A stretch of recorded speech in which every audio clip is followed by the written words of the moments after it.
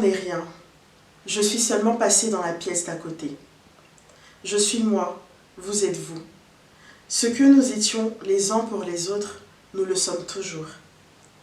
Donnez-moi le nom que vous m'avez toujours donné. Parlez-moi comme vous l'avez toujours fait. N'employez pas un ton différent. Continuez à rire de ce qui nous faisait rire ensemble. Souriez, pensez à moi. Que mon nom soit prononcé à la maison comme il l'a toujours été. La vie signifie ce qu'elle a toujours signifié. Le fil n'est pas coupé. Elle est ce qu'elle a toujours été.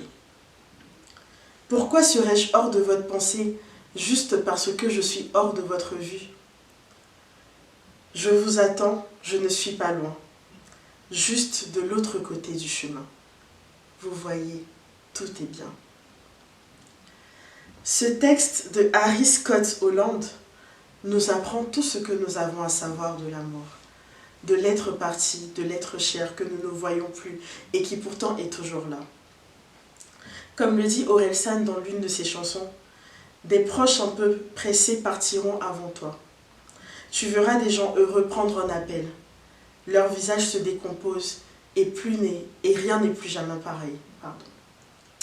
Aujourd'hui, dans l'épisode du canapé de Joyau, nous parlons de la perte d'un être cher. Nous parlons du deuil, nous parlons de la mort, qui est souvent un sujet tabou. Dans cet épisode, nous parlerons de comment nous avons essayé, tant bien que mal, de faire notre deuil. Ce n'est pas chose facile, et parfois on arrive à la conclusion qu'on n'y arrive finalement vraiment jamais.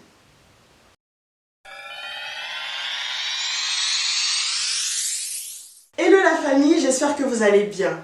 Bienvenue dans ce nouvel épisode du canapé de Joyau. Je suis heureuse d'être sur ce canapé de nouveau pour partager de nouvelles expériences, de nouvelles histoires avec vous. Aujourd'hui, comme vous avez entendu dans l'introduction, comme vous avez pu le comprendre, on va parler du deuil, on va parler de la perte d'un être cher. C'est une épreuve difficile et c'est quelque chose que je souhaite que ceux qui ont vécu puissent en sortir gagnants en fait. C'est tellement délicat, c'est tellement dur qu'on ne sait jamais vraiment comment se comporter. Aujourd'hui, je suis avec Marie Colombe. Hello. Je te laisse te présenter. Bon alors bonjour, je m'appelle Marie Colombe Poulitier, j'ai 22 ans, je suis étudiante en Master 2, droit de la propriété intellectuelle et technologie de l'information. Voilà. Ok. Alors, aujourd'hui, Marie Colombe va nous partager du coup son parcours. Est-ce que tu as déjà perdu quelqu'un? Parce que c'est ça la question qui nous emmène là, qui nous réunit finalement. Est-ce que tu as déjà perdu quelqu'un?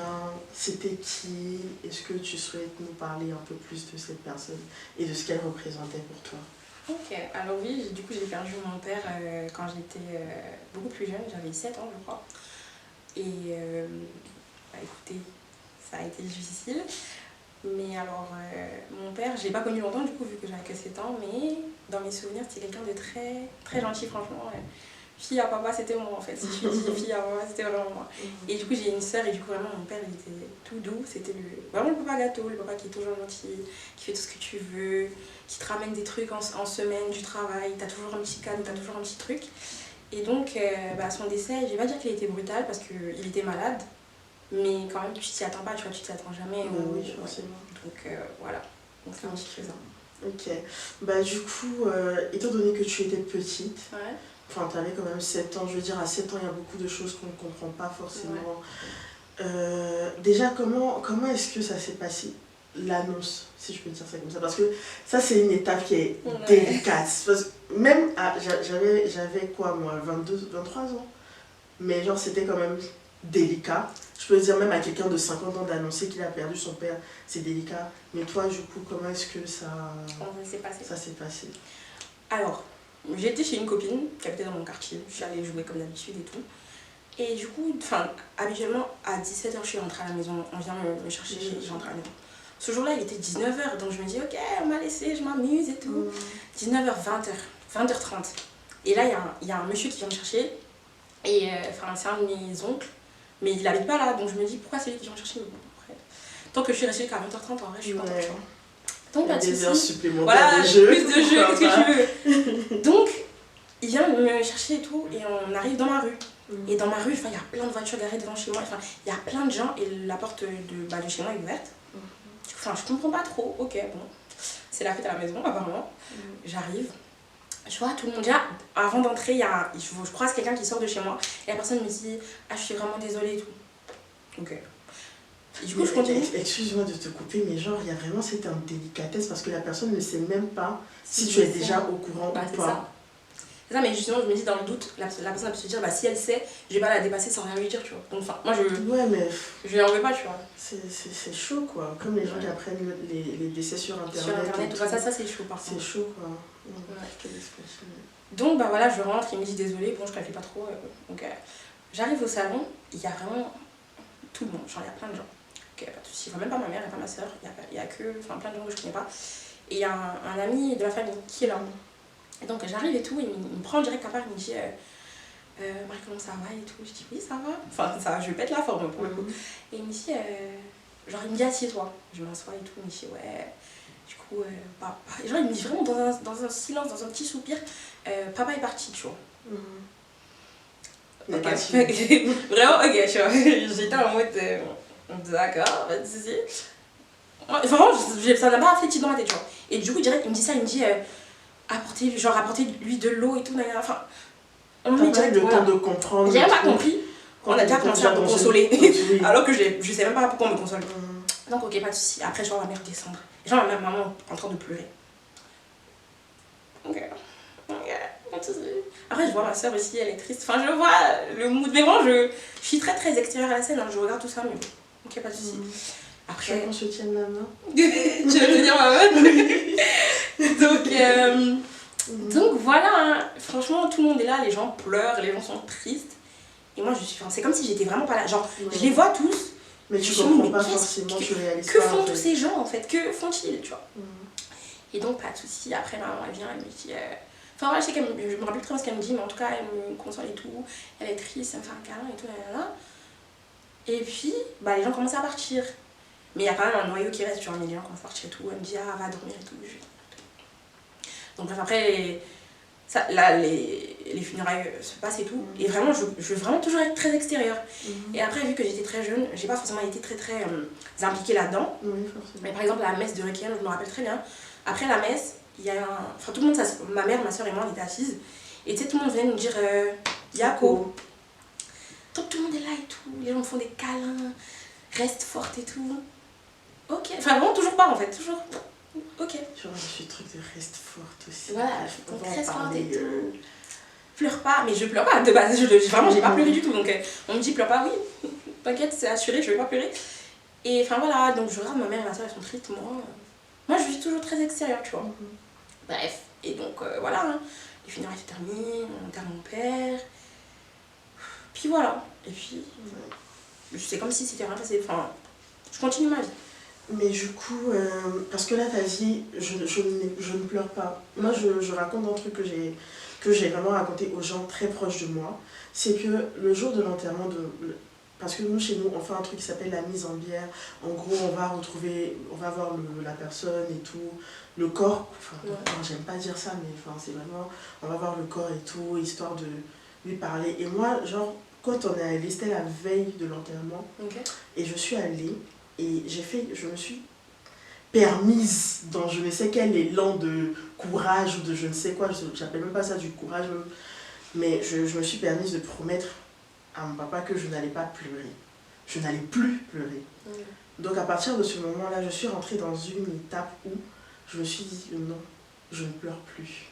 Je ne verse plus une larme. Donc, je te dis que le jour de l'enterrement, j'étais sur mes talons, j'étais droite comme un piquet. Je n'ai pas versé une seule larme.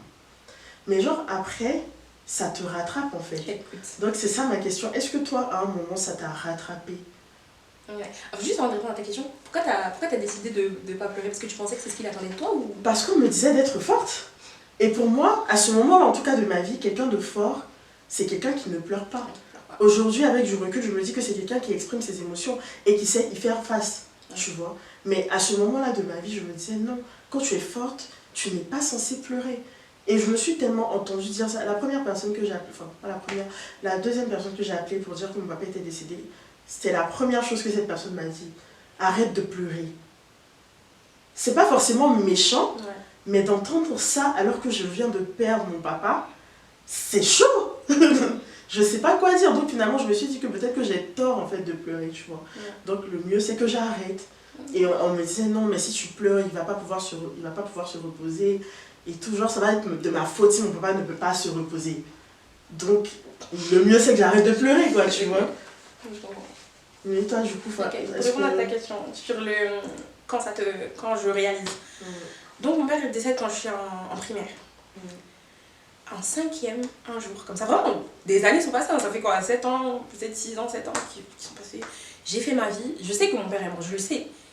Mais c'est un concept, genre c'est une idée, c'est pas quelque chose qui a réel, voilà, ça a vraiment un impact sur moi. Donc un jour en 5e, je sais plus ce que je faisais, j'étais dans mon quartier et j'allais acheter un truc. Voilà, je marchais tout là. Et j'arrive pour acheter ce que je voulais acheter là. En fait, il n'y en avait pas. Et le monsieur me dit, il n'y en a pas. Et là, je suis... Le pauvre, il n'a pas compris. Genre, en fait, en gros, je vous explique, c'est un truc à manger. Et je sais que quand j'étais petite, je pense que je mangeais ça avec mon père ou un truc comme ça. Mais il me dit, il n'y en a pas. Et je sais pas pourquoi, à ce moment-là, j'éclate en sanglots. Genre, je me mets à pleurer. Et en gros, il faut savoir que devant la boutique, du coup, il y avait un gérant de cabine que je connaissais. Donc, il me regarde, il comprend pas pourquoi. Enfin, qu'est-ce qui fait pleurer en fait. Dans tout ça, tu vois. Donc, j'éclate en sanglots et tout. Et donc, il me dit, comment ça va et tout. Et genre, je pleure et tout. Il me dit, assieds-toi et tout. Il me donne un mouchoir et tout. Il me donne un truc à boire. Il me regarde, il comprend pas en fait. Pourquoi il sortait de pleurer. Moi, mais il sait pas pourquoi il pleure. Donc, il finit de pleurer et tout. Il me calme et tout. Donc, je suis assise. Je parle avec lui. Enfin, il essaie de me faire la conversation un peu et tout. Mais ce que j'ai aimé, c'est qu'il n'a pas insisté. Genre, il n'a pas voulu impérativement savoir pourquoi je me pleurais. Il a juste voulu genre, être là pour moi. Et tout, et donc quand j'étais calme et tout, il m'a dit c'est bon, genre tu peux rentrer à la maison, tu veux que je t'accompagne et tout. J'ai dit non, ça, je vais aller seule. Il a dit t'es sûre? J'ai dit ça, je vais aller seule et tout. J'ai dit ok, pas de soucis. Donc je me suis levée. Et à ce moment-là, t'avais quel âge, pardon? En 5e, je pense j'avais. Ah oui, carrément, je pense j'avais 13 ans, je pense 13 ans à peu près. Donc j'arrive à la maison, je dis à personne que j'ai pleuré, hein. C'est bon, je vais continuer ma vie. Et il faut savoir qu'à ce moment-là, j'étais à l'internat. Donc je vais rentrer à l'internat dans pas longtemps, je retourne à l'internat et genre là, vraiment je pense que en 5e j'étais la personne la plus horrible que tu peux voir en temps de ta vie. Genre j'étais détestable, genre j'étais vraiment méchante. Enfin... Mais tu as changé. Désolée, c'était pour la balle. C'est forcément si le deuil ça reste. Le deuil a gros dos. Donc en 5e, vraiment j'étais une personne morose, genre j'avais un carnet secret. Ce que j'écrivais dedans, si tu provoques un secret, t'es dit pas. Maman Janiako. J'écrivais vraiment, j'écrivais des dingueries. J'étais vraiment en colère parce que ça venait de me frapper, tu vois. Comment ça? En fait, c'est là que t'as compris en fait. Compris qu'il n'y a pas de papa en fait. Il y a pas de. Genre, c'est vraiment 6 ans 6 ans à peu près, même. Un peu plus, je pense, 6-7. De deuil qui te tombe sur la tête d'un coup. Donc. Après ça, je pleure plus. Genre, je suis triste, hein. Après ce jour-là, je suis triste, hein. Je suis méchante avec tout le monde, je suis énervée, je suis très. Beaucoup de colère. Voilà, je suis très, vraiment catégorielle en 5e. Tous ceux qui viennent chez moi, parce qu'un jour t'as revenu chez moi. Et puis, je sais pas si c'était en 5e, mais je pense. Et puis, genre. Oui, parce que pour la petite histoire, on a la même mère. Donc, elle vient et tout, et je pense que ce jour-là, j'étais fâchée. Genre, je boudais. Parce que ça, c'était mon truc, hein, vraiment. Donc, je boudais. La première fois qu'elle t'a vu, tu boudais. Voilà, en fait, c'était vraiment. Mon mécanisme, genre j'étais vraiment très. Qu'on t'a pas assez porté. Enfin, c'est pas ça, mais c'est juste que, enfin. Bah, je pense qu'on aurait pu avoir plus de conversations là-dessus. On aurait pu parler, tu vois. Mais je pense que. Après, je pense, enfin, c'est pas pour excuser maman, mais. En vrai, tu sais, chacun fait vraiment son deuil à sa façon, tu vois. Moi, je pense que ça a pris longtemps à ma maman pour qu'on puisse s'asseoir et parler de son papa, par exemple. Et comme j'ai dit dans l'introduction, j'ai lu un texte qui dit en fait que la mort n'est rien, je suis juste passée de l'autre côté. Mais en fait, cet autre côté dans lequel la personne passe là, c'est tellement difficile à concevoir, et même pour quelqu'un qui a 50 ans, même pour quelqu'un qui a 60 ans, c'est tellement difficile à concevoir que la personne que tu aimes, tu ne puisses plus la voir, tu ne puisses plus la toucher. Et qu'en plus, tu es sur tes bras. Parce que non, c'est autre chose encore. Elles perdent un mari, elles perdent l'amour de leur vie, elles perdent beaucoup de choses. Et en gros, non seulement tu perds cette personne-là, mais en plus, cette personne-là te laisse avec un bagage. Non seulement émotionnel, mais un bagage physique dont tu dois t'occuper. Donc, des fois, on ne sait pas trop comment s'y prendre finalement, tu vois. Et peut-être que c'est pour ça qu'on n'en parle pas. Et puis quand tu es pudique, tu n'as pas forcément envie d'en parler tout simplement parce que c'est dur, parce que tu ne sais pas forcément quel mot utiliser. Et enfin, c'est compliqué. Ouais, tout simplement. Voilà. Donc, bon, là, je vous raconte la suite assez rapidement, mais du coup, en 5e, donc voilà, en 5e, vraiment, c'était l'année noire. Genre, vraiment, c'était horrible. Donc, après, la 5e et tout, finalement, en 4e, je redeviens plutôt moi-même. Mais il y a quand même des petites phases. Genre, il y a vraiment des petites phases, des petits moments où je suis en mode ah ouais, quand même. Ah ouais, il était tu aurais pu rester un peu. Un petit peu, genre. Et donc, bref, ça continue comme ça, vraiment dans ça. Et ça fait que je ne parle jamais, alors là, jamais de mon papa. Genre, toutes les personnes qui me connaissent, j'en parle jamais. Jésus l'a tiré par les cheveux. Vraiment, vous voyez ici, là. Là. Je n'en parle jamais parce que finalement c'est ce que j'ai vécu, enfin c'est ce que j'ai appris, qu'on n'en parle pas un peu, et parce que pour moi c'est vraiment un truc hyper intime, c'est ma vie, enfin genre c'est vraiment, pour le coup c'est vraiment ma vie privée, c'est vraiment mon intimité, tu vois. Et donc je me rappelle un deuxième truc qui était trop drôle, pas du tout, mais voilà, un autre événement un peu marquant, c'est quand j'arrive en 2019 pour mes études et tout, je suis, voilà, je vais manger avec des amis de la famille et tout, et il y a un monsieur que je connais pas, il me connaît pas du tout. Et donc dans une conversation, il me demande ah ça va et tout, est-ce que tu parles ta langue paternelle? Et je lui dis non.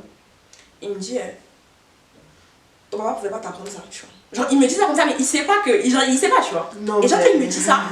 Même on était à table. Même si ton papa était vivant, c'est pas quelque chose qu'on dit. Quand il me dit ça, on était à table. Et genre ça faisait longtemps que j'avais pas pleuré, enfin que j'avais pas forcément pleuré sur le truc de mon père. Et en général, pour être très honnête, je pleure pas devant les gens sur mon papa. Mais ça me fait mal. Je vais aller m'asseoir sur le problème, tu vois. Donc, quand il m'a dit ça, genre j'ai senti les larmes monter. Donc, j'ai pleuré, genre, je me suis tue. Directement, il me parlait plus, tu vois. Et donc, la conversation continuait et tout. Et genre, j'étais en mode, si je dis un seul mot, je sais que je vais pleurer, tu vois. Donc, et genre, il y avait une tata qui était là et tout. Et genre, elle m'a regardée. Et elle m'a dit, Mariam, tu peux venir avec moi dans la cuisine, s'il te plaît? Et genre, dès qu'on a franchi la porte du salon, j'ai commencé à pleurer, tu vois. Et elle m'a dit, oui, genre, enfin, elle a compris que j'allais pleurer dans tous les cas, tu vois. Donc elle m'a dit, enfin, pleure pas et tout, sois forte et tout. Par contre, désolée, mais elle a fait un truc que je trouve aujourd'hui avec du recul, c'était pas forcément utile. Elle me dit, mais si tu pleures, elle va se sentir mal. Bah, comme ça, la prochaine fois, il saura qu'on fait pas des commentaires comme ça. Vraiment, qu'on ne fait pas ce genre de commentaires. Ouais, après, voilà, elle m'a dit. Enfin, je pleure ma douleur, j'ai pas à m'inquiéter de si ça va faire mal à quelque chose. Elle m'a dit, non, mais il va être un peu mal à l'aise, il savait pas, il a pas dit ça méchamment et tout. Ouais, bon. Donc je pleure un petit peu. Si c'est méchant. Oui, pour le coup. Mais si, il a dit méchamment. Donc j'ai suivi mes larmes et tout, je reviens m'asseoir à table et tout. Et puis voilà. Puis la vie continue. Et puis il y a encore les phases, mais bon, franchement ça va. Ouais, franchement c'est comme ça c'est vrai. Mais du coup, on dit souvent que quand on perd quelqu'un, ah oui, par contre, je viens de me rappeler d'un truc. Après le décès de papa, il y a eu un truc sur Twitter où on parlait des papas voleurs, un truc comme ça et tout. Et les gens avaient des propos un peu, tu vois. Et j'ai fait un tweet où je dis, mais en fait, on ne parle pas comme ça des papas des gens et tout et tout. Et il y a un gars qui m'a répondu, qui ne me connaît ni d'elle ni d'Adam, et qui a dit, toi-même ton papa vole aussi bien, tu vois. Et genre, ça m'a fait tellement mal. Bah, et genre, tous les gens qui me connaissaient sur Twitter, ils ont répondu, mais en fait, tu la connais pas et tout. Voilà. Tout le monde savait que genre, je venais de perdre mon papa, de ça. Et les gens ont répondu. Et je me suis dit, mais les gens ont trop de facilité à parler du papa des autres comme ça. Enfin, des parents des autres comme ça, tu vois. J'avoue, ça, c'est choquant. T'as pas plus t'en de le signaler? J'ai eu plus parce que moi-même, Twitter m'a. Bref. Mais du coup. Je pense que tu as un peu répondu à cette question-là, mais je voulais savoir quel impact cette perte-là a eu sur toi, genre véritablement. Parce que depuis que tu parles, je vais pas faire ma psy, je sais que je vais trop dire que je fais ma psy, nanana. Elle veut trop poser des diagnostics en fait, elle veut trop. Mais genre, depuis qu'on parle, j'ai vraiment l'impression que cette perte-là a fait que tu t'es replié sur toi-même et que tu n'as pas vraiment fait face à certaines émotions. Bah, je me trompe pas. Je te trompe ma belle. Le canapé, on a dit podcast thérapie. on est là pour parler. Bah, en pour dire fait, les choses. bah, pour être honnête, je pense qu'après, du coup, la 5e, je suis rentrée dans une phase où je me suis dit, bah, en fait, j'ai pas d'émotion.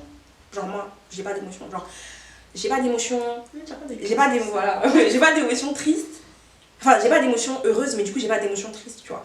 Donc, genre, c'est tu vois, les deux pièces d'une même. Les deux faces d'une même pièce. Je suis pas heureuse, mais je suis pas triste aussi. Je suis. Comme ça. Ouais, je suis là, tu vois. Et donc, quand quelqu'un me fait un truc, de toute façon, on parle de moi. Donc, c'est pas pour toi là qu'elle me fait mal en fait. Ouais. Genre, il y a derrière plus mal que ça, tu vois, donc c'est pas grave, tu vois. De toute façon, ils m'en foutent. De toute façon, ça me fait pas mal, genre, tu vois, ça me fait pas mal. Et pareil pour les événements heureux. Est-ce que c'est vraiment si. Enfin, genre, est-ce que c'est aussi génial que ça? Tu vois, c'est en mode. Tu vois, genre, c'est cool, mais bon, tu vois. Ouais. Et du coup, un autre truc aussi, c'est que, bah ouais, comme t'as dit, je suis. Ouais, très, très quand même, enfin, un petit peu renfermée. Voilà, en fait, ça fait que. Moi, j'ai vraiment une conception de si tu m'aimes, il y a des trucs que tu me feras pas parce que mon père, quand il m'aimait, enfin, quand il était là, je voyais comment il me traitait en fait. Donc, si tu m'aimes. I feel you. Donc, si tu me fais ça, c'est que tu m'aimes pas. pas. Donc, si tu m'aimes pas, Il n'y a pas de raccourci en fait. Voilà. Il n'y a pas de demi-mesure en fait. Parce que je suis désolée, quand tu as été traitée comme une princesse, moi j'ai connu un homme qui savait exprimer ses émotions, qui était sensible et qui n'avait pas peur de le montrer, qui savait dire ce qu'il pensait, qui était honnête avec lui-même et avec les autres. Donc je me dis que quelque part, c'est un truc que mon papa m'a toujours appris. La façon dont mon papa m'a aimée, là, je pense qu'aujourd'hui, ça fait que je suis devenue dure avec les gens, les hommes surtout. Parce que je me dis que si un homme... C'est vrai que c'était mon papa, mais il y a des papas qui ne traitent pas bien leur fille, tu vois. Si un homme a pu m'aimer comme ça, là, c'est que toi aussi tu peux faire des efforts pour m'aimer comme ça. Tu peux faire des efforts, pas peut-être m'aimer comme ça, mais en tout cas pour essayer, tu vois, de bien m'aimer, tu vois. Puis bon, mon papa c'est à tous mes caprices, si tu passes dans mes voilà, tu vas passer aux capricieux quoi. Parce que si mon papa n'est pas là que tu as, il y a pas. Non mais ouais, franchement ce que tu dis c'est réel quoi, c'est... Quand tu es habitué à un certain standard, c'est sûr que bah, tu peux pas en attendre moins. Des autres, ouais. Et juste le dernier truc que je voulais dire aussi, c'est que ça fait que justement, j'ai vraiment tendance à vite couper les liens avec quelqu'un. Genre si tu me fais un seul truc qui me plaît pas, genre il va plus te parler, tu vois. Et c'est même pas que... Et genre je vais occulter ton nez, genre je vais faire comme si je t'ai jamais connu, genre vraiment, tu vas me revoir, tu vas te dire mais pourquoi Marie on se comporte comme ça et tout. Mais en fait, c'est maintenant il fait le deuil de tout le monde en fait. Genre tu fais un truc comme ça, bon, allez, genre... Genre en fait je veux pas, enfin, peut-être que je veux pas avoir à souffrir de c'est exactement ça, je veux plus... j'ai une plus grande douleur à souffrir, donc pour toi là. Ça va venir à jouer. Voilà, on va te laisser à côté. Je comprends. On entend très souvent cette expression, il faut faire son deuil. Il faut faire son deuil. Moi, je parle très souvent de mon papa. En tout cas, depuis qu'il est parti, je pense que je parle de lui encore plus. Et moi, les réseaux sociaux m'ont aidé. Je n'ai toujours pas fait mon deuil et je pense que je ne le ferai pas. J'ai accepté l'idée que je ne le ferai pas et que je dois vivre avec ça. Parce que je pense que, je ne sais même pas que je pense, dernièrement, on a encore perdu quelqu'un et j'ai vu cette citation entre guillemets qui disait le deuil c'est une invention qui a été faite par les gens pour que les humains, pour que ceux qui restent puissent tenir en fait.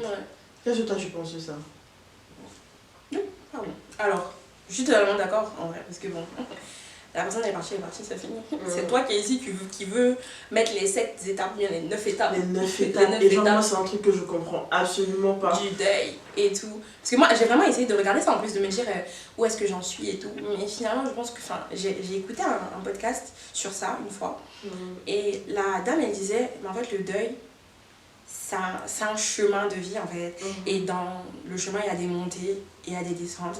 Et parfois, tu fais plusieurs petits deuils. Par exemple, elle disait, par exemple, quand tu te maries, moi je ramène ça à moi. Par exemple, si je me marie un jour, quand je vais me marier, quand je vais me marier, tu sais, mon père va pas m'accompagner à l'hôtel, tu vois. Et à ce moment-là, je suis sûre que je vais y penser, tu vois, je vais faire le deuil de ce moi, c'est le premier truc auquel j'ai pensé. Genre, quand on m'a annoncé, là, genre, pas le premier truc, mais genre vraiment, parmi les premiers trucs auxquels j'ai pensé, je me suis dit, mais papa sera pas là quand je vais me marier, genre. Genre, tu graduates. À ce moment-là, tu vas encore faire le deuil du fait que, ton papa n'est pas là en fait, genre tu as dit ça. Petite anecdote, genre quand mon papa est décédé au CP2 chaud, et genre bah, on a fait une composition, bref. Et genre, il était peut-être 27e de la classe, il était un forum. On dirait que c'est comme papa et moi qui essaient de devenir un peu intelligent, et bien voilà. Il était trop à l'aise. Il était trop gentil, à un moment on dit, elle, c'est là. Donc, 27e de la classe et tout, donc il était un peu fâché, il dit comment ça et tout. Et puis il a dit que non, mais t'inquiète, à la prochaine composition, il sera premier, tu vois. Il a dit que merci. Donc, c'était la promesse, c'était le deal et tout. Donc, bref, on tombe à décéder et tout. Donc, il n'y a pas de souci. Et puis, quand on va prendre les résultats de la composition, du coup, je suis vraiment première, tu vois. Et genre, il était content. Du coup, il suis vraiment première. Et ça, il était en mode. À ce moment, il était en mode. Il y a mangé en fait. Et puis, tu n'es pas là pour voir ça. Tu vois. Mais encore une fois, à ce moment-là, ça m'a pas fait aussi mal. C'est maintenant que j'y repense avec le temps. Il me dit, donc, tu m'as fait te promettre quelque chose. Si tu disais que tu peux pas recommencer le dur labeur de 27e à première, fallait pas. Il y allait laisser 27e, c'était vraiment mieux. Mais genre, c'est trop réel parce que. Comme je te dis là, c'est genre comme si dans toutes les petites victoires que tu vis, tu te dis mais il n'est pas là. Il y a un fond de tristesse. Genre il n'est pas là.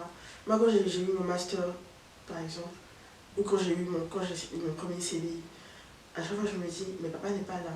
Ouais. Genre il aurait été grave fier de moi. Même là je suis en train de faire le canapé de joie, je me dis mais papa n'est pas là. La première fois, je raconte un truc. Quand j'ai commencé à écrire les textes de Joyeux et tout là, au début ça s'appelait pas les textes de Joyeux, c'était des textes comme ça. Et en gros moi c'est mon papa qui m'a donné envie d'écrire. Donc j'ai commencé à écrire et tout. Et un jour j'ai tapé, genre j'ai saisi à l'ordinateur tous mes textes, j'ai tout mis, genre j'ai imprimé.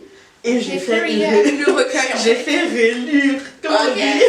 Et j'ai montré à mon papa. Genre juste pour lui, j'ai fait ça. Il a lu, il a annoté et tout. Et il m'a dit franchement la vieille. Parce qu'en fait j'ai le nom de sa maman, donc il m'appelait la vieille. Et bien, elle pourrait demander une vieille aussi, c'était par Je suis une maman, je suis une mère des familles. Donc il m'a dit franchement la vieille, si tu continues comme ça, tu pourras faire de grandes choses, faire de bonnes choses. Et genre c'est avec ça que j'ai évolué jusqu'à présent, quoi, tu vois. Et de me dire qu'aujourd'hui je suis en train de réaliser un de mes rêves. Peut-être que genre vous allez dire que c'est un petit truc et tout, je suis juste assise dans un salon en train de parler, devant une caméra. Mais genre moi c'est vraiment un rêve que je réalise et j'aurais vraiment aimé que papa Jacques soit là pour voir mes vidéos. Je sais déjà qu'il allait montrer ça à tout le monde, qu'il allait être en train de dire que hé, la vieille, oh, ma fille ma fille est devenue star, regardez et tout. Genre je sais grave que c'est ce qu'il allait faire, tu vois, mais quelque part c'est une petite victoire pour les gens, mais moi c'est une grosse victoire pour moi parce que je me dis que je fais pour papa et que quelque part il doit être fier de moi, il doit se dire que je suis en train d'accomplir quelque chose de bien finalement et que tout ce qu'il a fait c'était pas vain en fait. Du coup, on parlait de deuil, c'est quoi pour toi les moments marquants dans ce processus-là de se dire que... Parce qu'il y a plein d'étapes, en vrai genre on s'en rend pas compte mais il y a plein d'étapes, il y a quand on va t'annoncer comment tu reçois la nouvelle, il y a quand tu vas pendant les funérailles, après toi tu étais petite donc je pense que tu n'as pas forcément vécu les choses pareilles, c'est pour ça que je pose la question dans ce processus là de se dire que genre la vie doit continuer. Comment est-ce que toi comment ça s'est passé pour toi en fait? Bah écoute, en fait, bah moi c'est un peu différent comme tu as dit parce que du coup moi il était décédé depuis longtemps quand j'ai commencé à réaliser. Donc quand ça fait 7 ans qu'il est mort, c'est pas maintenant que tu avais dit aux gens et mon papa est décédé, ça me fait mal, tu vois. Enfin, tout le monde s'en fout. Enfin, bah non. Peut-être que tout le monde s'en fout pas mais... C'est parce que t'es pas là encore. Mais juste, enfin c'est gênant en fait, genre tu veux qu'on te regarde, genre, tu veux les yeux de la foule, tu vois. Et donc, bah moi vraiment, j'ai vraiment eu une étape où j'étais finalement ça c'est arrivé beaucoup plus tard, mais où j'étais finalement en colère contre mon papa en fait. Je me suis dit, mais genre, tu vois pas trop. Tu as fait quoi comme ça en fait? Genre, c'était quoi, tu vois? J'étais vraiment en mode, genre tu nous as abandonnés, genre tu nous as laissés, genre tu m'as laissé. Voilà, et genre des fois quand des choses m'ont arrivé, j'étais en mode, tout ça si mon papa était là, ça n'allait pas m'arriver. Clairement. Donc, pourquoi moi en fait? J'en voulais à un moment donné, mais il était un peu fâché contre Dieu. Il disait, aïe, toi, moi, tu m'aimes pas. Tu prends moi pour mettre à côté de toi. Tu as raison. Et genre vraiment, c'était ça, c'était vraiment un mode. Ça a été beaucoup de colère dirigée contre différentes personnes. Vraiment, et pas mentir, à un moment donné, ma maman et puis ma soeur aiment aussi. Voilà, enfin, ça a été vraiment beaucoup de colère dirigée contre des personnes différentes. Après, ça a été vraiment en grande partie de la grande tristesse, tu vois. Vraiment de la grande tristesse. Et puis il y a eu quelques moments où j'étais vraiment en mode que les bons souvenirs. Genre, j'ai écrit tous les bons souvenirs que j'avais de mon père parce que vu que j'étais jeune, j'en avais pas forcément beaucoup. Et donc j'écrivais à chaque fois, genre, je veux pas perdre en fait parce qu'il me reste pas beaucoup, tu vois. Donc je veux vraiment toujours me rappeler de lui, genre de tout ça. Et donc pour le moment, je suis dans cette optique-là. Donc, garder le meilleur en fait de ce qui me reste de lui. Et puis voilà. Donc c'est en essayant de garder le meilleur qu'on peut se dire que il faut qu'on vive, il faut qu'on continue. Clairement, un recommencement, c'est clairement se dire que genre je repars pas de zéro, mais genre je repars en fait quasiment de zéro, parce que tu dois apprendre à vivre avec certaines choses, tu dois apprendre à te dire que tu peux pas l'appeler pour lui expliquer des trucs. À un moment, je savais plus à quoi la voix de mon père ressemblait. J'ai dû aller chercher des anciennes vidéos de ses discours, etc. sur YouTube pour pouvoir me rappeler sa voix. Et en fait, je veux pas perdre ça en fait. Ouais. C'est trop difficile de garder des souvenirs alors que la personne n'est plus là. Ouais. Et vraiment, comme tu dis, ça ramène de la colère, de se dire que mais, genre, parce que les gens ont tendance à dire, moi aussi, même moi, comme quelqu'un perd quelqu'un, je dis non, il est toujours là, il est dans ton cœur et tout. Mais des fois, c'est difficile en fait de se dire, ok, il est dans mon cœur, mais il est où? Moi, je veux le je voir. Je le vois pas en fait, il est où? Genre, j'ai envie de le voir. Mon papa n'aimait pas câlin, j'ai envie de le serrer dans le bras, il va dire, oh la vieille, laisse-moi. Tu vois, genre des petits trucs comme ça. Et ouais, c'est des choses avec lesquelles on vit, enfin, on est obligé de vivre, de continuer, quoi, finalement, comme tu as dit. Et donc, est-ce que pour toi, cette expression « faire son deuil », c'est une illusion? Écoute, je vais pas parler pour tout le monde, hein. Je sais pas pour les autres, je sais pas. Toi. Mais pour moi... Parce que c'est tellement relatif aussi. Ouais. Ah, pour moi, je pense que ça va pas être...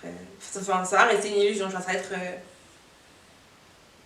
un état de à peu près, genre à peu près bien, je suis à peu près ok, genre j'ai à peu près fait mon deuil, tu vois, mais j'ai toujours être triste en fait, genre si c'est quand tu me parles de mon père ou bien quand les gens commencent à parler de quelqu'un qu'ils ont, enfin d'une personne qu'ils ont perdue, automatiquement tu repenses à toi, la personne qui t'a perdue, et donc voilà, et donc pour moi, faire son deuil c'est surtout ne pas pleurer tous les jours en fait, c'est comprendre que il est parti ou elle est partie, mais on doit avancer. Forcément, il y a des jours où ça ira pas bien, mais il faut qu'il y ait des jours où ça va. Sinon c'est pas bon. Enfin voilà. C'est ça. Et toi, du coup? Pour moi, faire son deuil, c'est pas une illusion, mais comme j'ai dit, c'est quelque chose de vraiment relatif. Pour moi, faire son deuil, c'est de savoir faire face à chacune de ses émotions par rapport au deuil. De pouvoir se dire... par exemple, là, on a perdu quelqu'un, comme je disais, ça m'a fait revivre tout le processus de moi-même quand j'ai perdu mon papa, parce qu'on a perdu une maman en fait. Et c'est difficile parce que ça te replonge dedans. Et c'est vraiment là que j'ai compris que on ne fait pas son deuil en fait. On apprend à vivre avec. On apprend à comprendre que, aujourd'hui, je pense à ça, j'ai envie de pleurer. Aujourd'hui, je suis triste et c'est ok en fait, j'ai le droit d'être triste. Même si c'est dans 50 ans que je veux continuer à pleurer mon papa, j'ai le droit dans 50 ans de continuer à pleurer mon papa. Et je pense que quand on arrive à cette maturité émotionnelle, c'est là qu'on est en train de faire son deuil en fait. C'est là qu'on fait vraiment son deuil. C'est de pouvoir se dire que aujourd'hui j'ai mal et c'est ok. J'ai pas mal tous les jours. Ça m'arrive de rire, ça m'arrive de sourire, mais laissez-moi le droit de pouvoir poster mon papa quand j'ai envie de le poster, de pouvoir dire que mon papa me manque, de pouvoir dire que aujourd'hui je suis triste, je pense à papa, ça me fait trop mal, maman, je suis triste. Je peux faire des blagues sur la personne, de pouvoir continuer à parler de la personne en riant, de ne pas faire en fait de la personne, du nom de la personne ou de la personne elle-même un tabou en fait, tu vois. Genre c'est pas parce qu'aujourd'hui la personne est décédée qu'on ne doit plus du tout parler de cette personne, ou c'est pas parce que la personne est décédée qu'on ne doit plus prier pour cette personne, tu vois. C'est vraiment ça pour moi de faire son deuil, c'est d'accepter, de faire face, de comprendre et de continuer à vivre avec. C'est vraiment tout. C'était trop beau, c'était hyper poétique. Écoute, les textes de Joyeux, c'est pas pour rien de toute façon. Bref, du coup, est-ce que tu aurais un mot pour quelqu'un qui vit en ce moment un deuil, qui a perdu quelqu'un dernièrement, qui vit quelque chose de... Voilà. Écoute, ce que je pourrais dire à quelqu'un qui a perdu Un proche. un proche, c'est courage. Genre vraiment courage. Parce que je vais pas te dire de pas pleurer, parce que tu vas pleurer. Et tu as le droit. Et tu as le droit de... Et tu dois même le faire, parce que sinon, tu vas pleurer à la boutique qu'on va pas te donner. Donc, je dirais à cette personne-là, courage. Ok, ça ira mieux. Et que si tu pleures cette personne, c'est que tu l'as aimé. Et genre, c'est déjà beaucoup. C'est déjà bien d'avoir quelqu'un qu'on a aimé au point d'être triste de son départ, tu vois. Et puis voilà, et puis on se retrouvera forcément. Forcément, un jour ou l'autre. Un jour ou l'autre. Ouais. Puis voilà. Et toi? C'est mon canapé, mais c'est ton canapé. C'est ton canapé. Moi, quelqu'un qui vit en ce moment un deuil, enfin à quelqu'un en particulier d'ailleurs, je dirais je me répète sûrement, mais de faire face à cette émotion-là. De ne pas rentrer dans... Il y a une étape où tu vas forcément te dire que est-ce que j'ai passé assez de temps avec cette personne-là? Est-ce que j'en ai assez fait? Oui, tu as fait ce que tu devais faire. Tu as fait ce que tu pouvais faire. Tu as fait ce que tu as pu faire. Et c'est peut-être pas assez pour toi, mais pour cette personne-là, elle a pu ressentir de l'amour. Elle a pu ressentir ta présence. Elle a pu ressentir que tu étais là pour elle. Et c'est en faisant face à ces émotions-là qu'on pourra aller mieux et qu'on pourra se dire que cette personne-là, elle a fait le nécessaire dans notre vie et c'est un peu à notre tour de lui rendre ce qu'elle a fait pour nous. Donc, même si tu as l'impression que un bout de toi est un peu parti avec cette personne, c'est normal. Ça fait mal, c'est dur, mais pleure, sois triste, mais dis-toi juste que ça va aller et que tu dois avancer malgré tout. Ça m'a fait plaisir d'être là et d'en parler. Et si ça peut aider une seule personne qui a perdu quelqu'un, ça me fera plaisir. Et sinon, vous avez entendu un peu de ma vie. Du coup, maintenant, on a un peu un team, vous, moi. Period. Donc voilà. Mais est-ce que d'en parler, ça t'a fait du bien? Écoute, ouais, disons ça. C'est bien de se rappeler un peu de lui, après tout. C'est toujours bien. En vrai, ça m'a fait du bien, en vrai. Ok, en tout cas, c'est l'effet escompté. Donc, si ça a pu te faire un peu de bien, ça t'a permis de parler un peu de lui, c'est l'essentiel. Et on se dit à la prochaine pour un nouvel épisode du Canapé de Joyaux. D'ici là, prenez soin de vous et n'oubliez pas de briller dans tout ce que vous faites.